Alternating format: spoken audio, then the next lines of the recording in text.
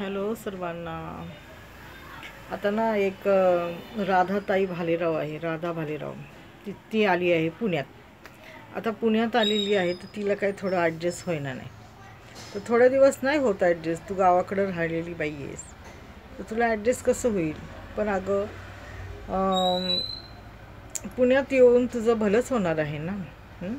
तुझ्या नवऱ्याला नोकरी लागली, तुझ्या बहिणीला नोकरी लागली, तुझ्या नंदेला नोकरी लागली आणि तुझ्या मुलाचं शिक्षण चांगल्या शाळेत होईल. तर तू म्हणती काय करमाना बाई, मुलगाला ताप आला, असं झालं तसं झालं. थोड्या दिवस होतं माणसाला त्रास. प्रत्येकाला आपापलं घर चांगलंच वाटतं, मग ते झोपडं का असना. दुसरीकडं महल जरी असलं तर ते थोडे दिवस ॲडजस्ट व्हायला वेळ लागतो. अगं होशील राधा ॲडजस्ट. तू काय एवढी चिंता करतेस.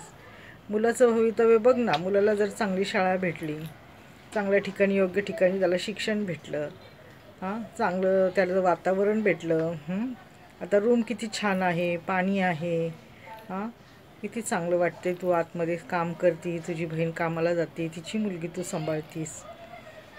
तर ह्या काही काही गोष्टी फायदे पण असतात आणि तोटे पण असतात. तर तोटे नाही बघायचे, फायदा बघायचा. आपल्याला 2 पैसे भेटतात. नवरा तुझा व्यवस्थित कामाला जायला लागला आहे. तिकडं काय काही करायचं, दारू प्यायचा. आता इथं व्यवस्थित आहे ना, तर ते बघ ना. नेहमी तुझी हे तक्रारच असते जास्त. तक्रार करू नकोस. तक्रार करून तुला काय होणार आहे. सहन कर. तूच सांगते ना की संघर्ष करावा लागतो. तर हो गं बाई, संघर्ष तर प्रत्येक ठिकाणी आहे. चांगल्या ठिकाणी पण आहे, वाईट ठिकाणी पण आहे. त्यामुळं जे आहे आता ते खूप चांगलं झालेलं आहे. तू पुण्याला आली, तुझा मुलगा शाळेत जाईल, तुझा नवरा कामाला जातो, छान घर भेटलं, पाणी आहे नळ खोलल्याबरोबर. नळ उघडल्याबरोबर पाणी येते, स्वच्छता होती, टापटीप आहे, व्यवस्थित आहे आतल्या सर्व. तर आता हे पण माणसाला म्हणतात ना, किती सुख भेटलं तर ते खुपतं. ते असंच असतं बघा. धन्यवाद.